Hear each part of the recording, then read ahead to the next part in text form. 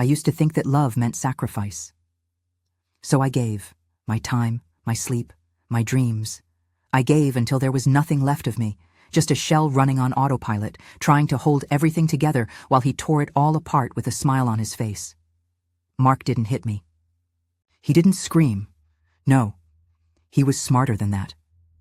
He dismantled me in silence, with dismissive glances, condescending smirks, and those cutting little lines that burrowed under my skin. You're lucky I stayed this long. Maybe if you tried harder, I wouldn't have to look elsewhere. I believed him. For years I believed that if I just gave more, loved harder, bent farther, he'd finally see me, respect me, love me back. But then one day, I looked in the mirror and saw a stranger. Tired eyes, a hollow smile, a woman who had given everything and been handed nothing but silence and betrayal in return. That was the day I stopped waiting for his appreciation. I stopped accepting scraps. That was the day I remembered who the hell I was. Hi, I'm Natalie, and this is the moment I decided I'd rather be alone than invisible. They say the worst betrayals come not from enemies, but from the people we trust the most. For me, it started on a rainy Wednesday evening with a simple, ordinary lie. I'm just heading to the store, my husband Mark had said, grabbing his keys with a half smile. He kissed me on the cheek, like always, and left, rain pelting. The windows as the door clicked shut. I didn't think twice. Why would I? We'd been married for 9 years. We had a mortgage, 2 kids, and a rhythm that felt unbreakable. But in that moment, without realizing it, my entire life began to fall apart. It wasn't until later that night, curled up on the couch, scrolling through social media, that the truth began to unravel. I wasn't looking for anything. Just passing. Time while the kids slept and the house felt too quiet. That's when I saw it. A photo. It was a tagged post by someone I barely knew, someone I hadn't seen in years. A picture from a trendy rooftop bar downtown, the kind of place Mark used to scoff at, claiming he was too old for that scene. But there he was, clear as day, my husband, his arm wrapped around a woman I'd never seen before. A drink. In his hand, his eyes half-lidded with the kind of flirtation I hadn't seen from him in years. He wasn't looking at her like he looked at me. He was looking at her like he used to, back when we were young, before the bills, the diapers, the routine. My heart froze. My breath caught in my throat. For a moment I thought it was a mistake. Maybe it was old. Maybe it was photoshopped. Maybe, God, please, maybe it wasn't him. But it was. His favorite flannel, the one I gave him last Christmas. The watch I bought for our anniversary. The sly, sideways smile he used when he thought he was getting away with something. And suddenly, everything made sense. The late nights. The work. Trips that didn't require luggage. The sudden obsession with working out. The new cologne. The texts he always seemed to hide. The passwords he changed without explanation. My stomach churned as reality hit me like a freight train. I wasn't paranoid. I wasn't imagining it. He was cheating. But even in that moment of gut-wrenching clarity, I didn't cry. I didn't scream. Something inside me shifted. It was like a part of me that had been asleep for years snapped awake. This wasn't just about infidelity. It was about disrespect, about betrayal. About the fact that I had given this man everything, my youth, my love, my loyalty, and he had thrown it away like it meant nothing. I didn't know what I was going to do, not yet. But I knew one thing with absolute certainty. This wasn't going to end with me broken and begging.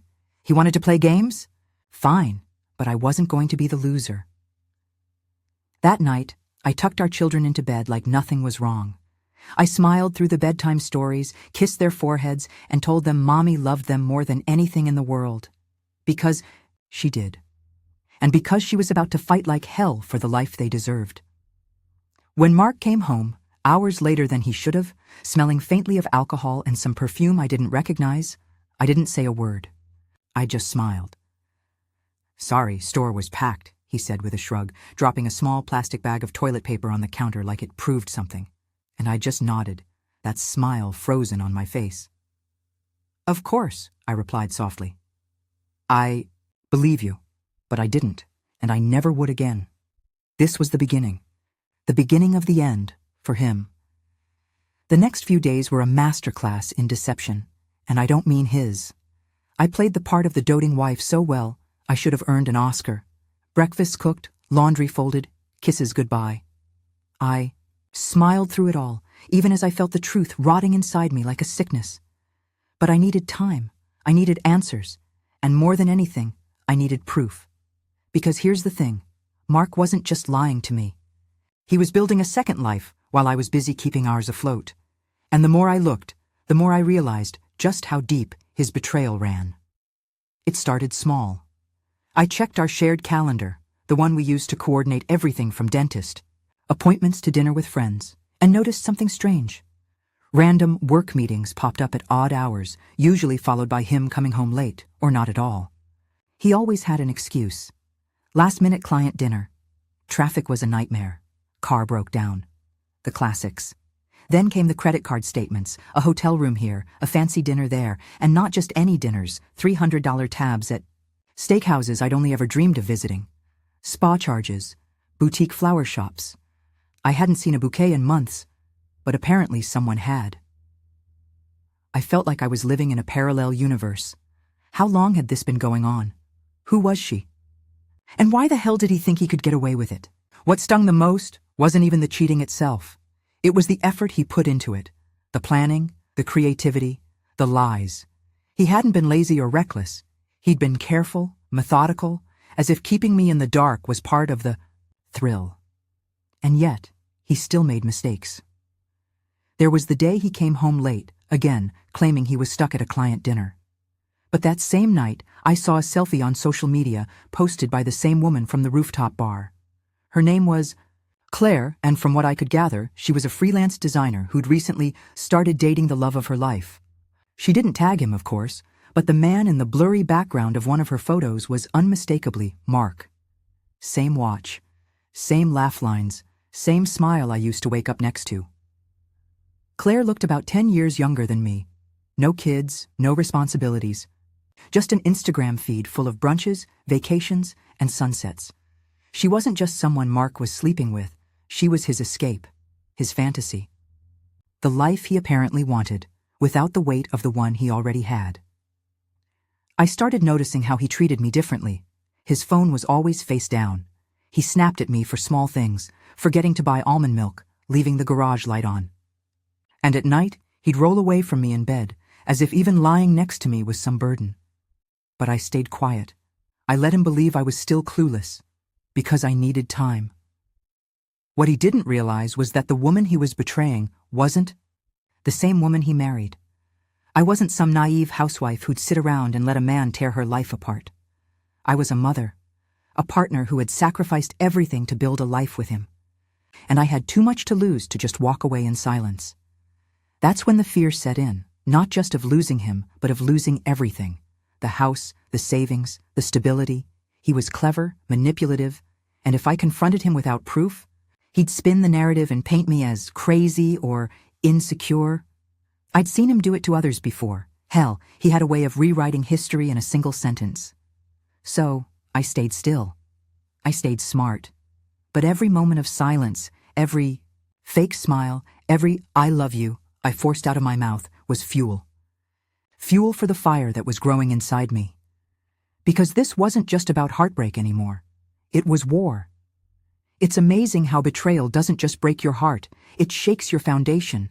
And not just emotionally. It seeps into every part of your life, infecting the things you thought were safe, permanent, real. For me, it wasn't just about a man cheating on his wife. It was about my entire life unraveling thread by thread, and watching the man who once swore to protect me become the architect of my destruction. Mark and I had built everything together. The house with the white shutters, the kitchen I designed, down to the tile, the savings account we were supposed to use for the kids' college one day. We were a team. Or so I thought.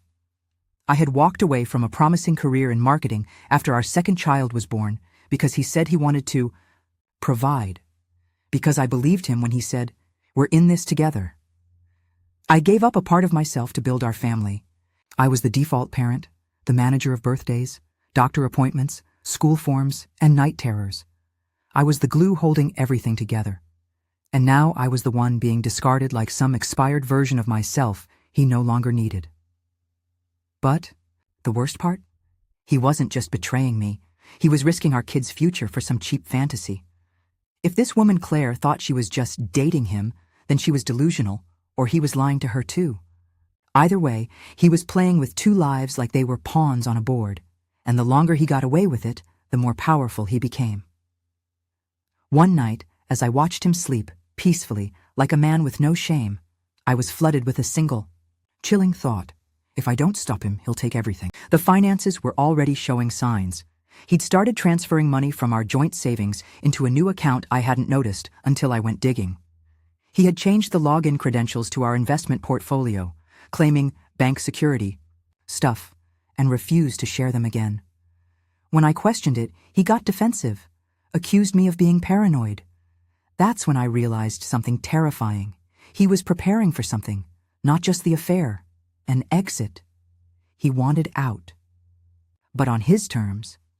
He was going to walk away clean, playing the role of the calm, rational father who just couldn't make the marriage work. He'd frame me as the emotionally unstable wife, probably even try for joint custody just to avoid paying support. I could already hear the script. And if I let that happen, I would lose everything. Not just the man I once loved, but the life I'd built from the ground up. Our home, our finances, our children's security. I couldn't allow that. I wouldn't. I wasn't just some woman scorned. I was a mother fighting for her children, a woman refusing to let someone else rewrite her story. That's when the fire inside me stopped being anger and became purpose. It wasn't about revenge. Not exactly. It was about justice, about protecting what mattered most, about showing my children, especially my daughter, that when someone betrays you, you don't collapse, you don't hide, you rise. And that meant I needed a plan, a real one. I started keeping a journal. Every lie he told, every suspicious transaction, every moment that confirmed what I already knew. I spoke to a lawyer, quietly, anonymously. I learned about assets, custody, legal strategy. I began building my case, one thread at a time. I stopped being afraid of the confrontation. I started preparing for it. Because this wasn't about begging him to stay. This was about making damn sure that when he left, he wouldn't take a single thing that he hadn't earned. He wanted to lie? Fine. He wanted to cheat? Fine. But he was going to regret thinking he could do it without consequences.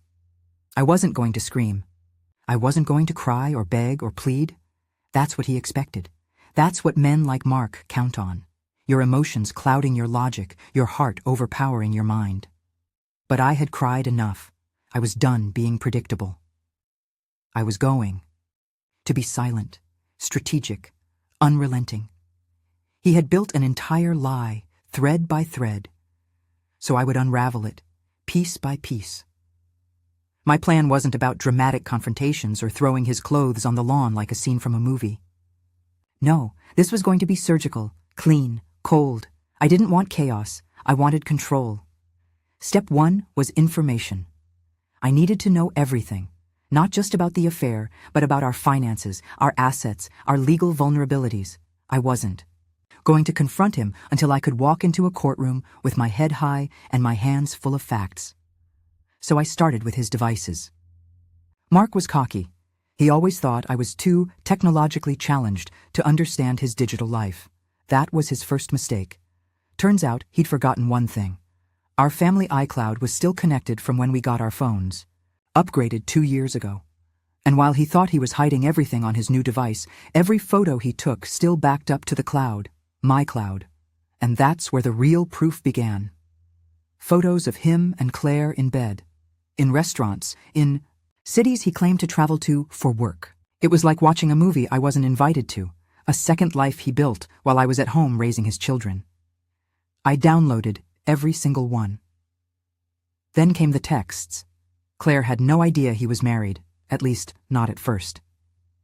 From the screenshots I collected, it was obvious Mark had painted himself as a man stuck in a loveless marriage, using our family as emotional blackmail to earn her sympathy. He was disgusting, but he was also stupid. I bought a small, discreet external drive and saved everything. Photos, messages, receipts, credit card statements, even screenshots from her Instagram that connected the dots. Then I backed it up again, in the cloud, under a password only I knew. Step 2 was legal. I booked a consultation with a divorce attorney, one with a reputation for being cutthroat. I explained the situation, laid out the evidence, and told her I wasn't interested in sympathy. I wanted strategy. She listened, then she smiled. "He's going to wish he'd just been honest," she said. Step 3 was financial defense. I opened my own bank account and slowly began transferring money. Nothing obvious, just a few hundred here and there. Grocery refunds, school reimbursements. Mark didn't track our finances that closely, but I did. I collected my own copies of tax returns, insurance policies, even the deed to our home. I learned where every dollar lived and where every liability lurked. I also checked our state's divorce laws. Did you know that in my state, if you can prove infidelity and financial misconduct, you have stronger grounds for asset division? I didn't either, but now I did. And then came step 4, control the narrative. Mark's greatest weapon wasn't his affair, it was his charm. People believed him, his coworkers adored him, his family thought he walked on water. So when this broke, I didn't want to be painted as the bitter wife. I needed receipts. I started recording our conversations, not all of them, just the ones where he gaslit me, lied blatantly, showed his manipulative side. I read the laws. One-party consent is legal in our state. I made sure I was always calm, always composed, and let him show who he really was. And finally, I documented my role in the marriage. The hours spent raising the kids, handling the household, supporting him through career changes and personal crises. I wasn't just a wife, I was the backbone of his life. The day I finished organizing the file I called The Reckoning, I felt something I hadn't felt in weeks. Peace. I wasn't ready to confront him yet, but soon. Very soon. He thought he was playing a game. He had no idea he was about to lose. Once the groundwork was in place, it was time to start moving pieces, quietly, carefully, one calculated step at a time. This wasn't about just catching him. It was about protecting myself, my children, and my future from the fallout he never thought I'd be prepared for. The first thing I did was hire a private investigator. It might sound extreme, but I wasn't taking chances. I needed airtight evidence that would hold up in court, not just suggestive texts or blurry photos. I needed timestamps, confirmation, and independent verification. My PI was discreet, professional, and honestly, worth every penny. Within a week, he had collected enough to build a comprehensive report. Hotel stays, dinner receipts, multiple sightings of Mark and Claire holding hands, kissing, even checking into a spa together on a day he told me he was at a client off-site. The Kogi. Moment I had that report in hand, something inside me shifted. It wasn't just rage or heartbreak anymore, it was resolve. He wasn't just lying to me, he was stealing from me, every dinner he paid for with our money. Every night he spent away from our kids to play house with someone else. Every moment he looked me in the eyes and lied. It was all theft, of time, of trust, of dignity. So I did what any woman who has reached her limit would do. I started preparing for the confrontation. But before that, I made a checklist, a real one. Secure my finances. I transferred enough money into my new personal account to cover legal fees, emergency needs, and 3 months of living expenses, just in case. I canceled the shared credit cards and had my name removed from any debts he had taken on without my knowledge. Find a support system. I confided in my sister and one close friend who I trusted with my life. I needed people who would stand by me, not feed drama. They were my sanity, my sounding board, and the reminder that I was not alone. Betrayal makes you feel isolated, but support brings clarity. Prepare for emotional warfare. Mark was a manipulator. He'd spin any confrontation into me being crazy or controlling. I mentally rehearsed how I'd respond when he twisted the narrative. I knew I had to stay calm, focused, and unwavering, no matter what lies he told or crocodile tears he shed. Safeguard the children. I didn't want them involved. They were innocent. I spoke to a child psychologist, explained the situation, and got advice on how to talk to them if things escalated. I also started documenting his absence, missed school pickups, forgotten birthdays, and late nights with vague excuses. Not because I wanted to paint him as a bad father, but because the truth needed to be recorded. Locked down digital assets. I changed my passwords, logged out of all shared accounts, backed up my phone, my laptop, and every piece of evidence I'd gathered onto an encrypted drive. If he suspected anything and tried to delete or sabotage my access, I'd already be 10 steps ahead. And then, I did something small, but powerful. I printed a copy of every photo, every receipt, every text. I organized it all into a binder with labeled tabs: affair evidence, financial misconduct, timeline, legal notes. I slipped it into a drawer in my home office, knowing that if I ever needed to walk into court, I wouldn't just tell the story, I'd prove it. Because Mark didn't just cheat on me. He underestimated me, and that was his biggest mistake. I started dressing differently. Nothing dramatic, just sharper, more intentional. I stood taller, spoke clearer, and smiled more, not because I was happy, but because I was in control. He noticed. He started asking questions. "You're in a good mood lately. Everything okay?" I lied right back, just focusing on myself. What I didn't tell him was that every smile, every peaceful look, every calm dinner I served was layered with the sweet satisfaction of knowing that his downfall was already in motion. I wasn't going to explode, I was going to expose. And when I did, there would be no yelling, no begging, just truth and consequences. The day I chose to confront Mark wasn't random. It was planned. Every detail was deliberate, from the timing to the setting. I waited until a Sunday evening, right after dinner, when the kids were already asleep and the house was quiet. He was sitting on the couch, scrolling through his phone, wearing that smug, absent look he always had lately. I walked into the living room with the binder in my hands. He barely glanced up. "What's that?" I sat across from him, calm, composed. "We need to talk."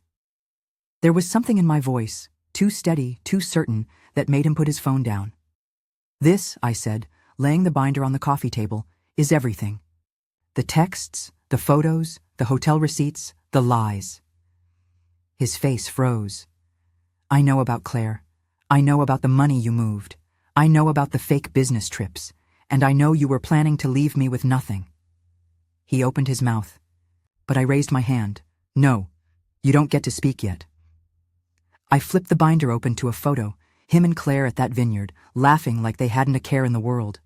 Then another, this one more intimate. And then another, the receipt from the couple's spa day, charged to our joint account. He leaned back, pale and quiet, his lips parting slightly like he was about to deny it, but he didn't. Because the evidence was right in front of him, undeniable, damning. "I've spoken to an attorney," I said, voice even. "She's aggressive, she's thorough, and she knows everything." Mark tried to recover. "Look, no." I stood. "You don't get to rewrite this. You lied, you cheated, you stole, and now you pay the price."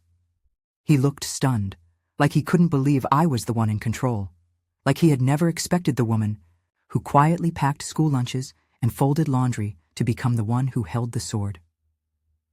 "I didn't mean to hurt you," he whispered. I looked him dead in the eye. "You didn't just hurt me. You dismantled our family. You endangered our children's future. And you did it with a smile on your face." I handed him a manila envelope. Inside, a preliminary divorce filing, copies of the financial records, and a letter from my attorney outlining the settlement terms. We would keep the house. I would retain primary custody. He would pay appropriate child support. Claire wouldn't even be mentioned unless he refused, in which case the full binder would be presented in court. "This can be clean," I told him, "or it can be public." His face crumbled. "You think Claire wants to be known as the woman who slept with a married man and destroyed a family? Because I promise you, if this goes ugly, everyone will know.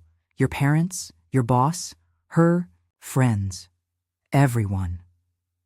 He sat there, stunned, silent. And in that moment, I realized something beautiful. I wasn't angry anymore. I was free. He had spent months, maybe years, building his lie. But I had spent weeks building my truth. And truth always wins. It might take time, patience, and quiet endurance, but it wins. He signed the papers a week later. We settled without going to court. He moved out. Claire, from what I heard, wasn't thrilled to find out she was the other woman. Last I checked, she had stopped replying to his texts.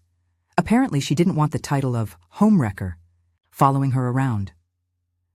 The fallout didn't end there. His reputation took a hit. He was passed over for a promotion at work once HR got wind of the infidelity mess. Something about character and public image. He had to move into a small apartment and split visitation with the kids, who, by then, had started asking questions he couldn't quite answer. But me? I went back to work, started freelancing again, and found myself rediscovering parts of me I had buried to keep our family afloat. I laughed again, real belly-deep laughs. I slept soundly for the first time in months. I wasn't just surviving, I was thriving. He thought he was going to walk away with everything, but in the end, he walked away with nothing but regret. And me? I walked away with my dignity intact, my kids safe, my head held high. Justice wasn't loud, it wasn't messy, it was methodical, and it was mine.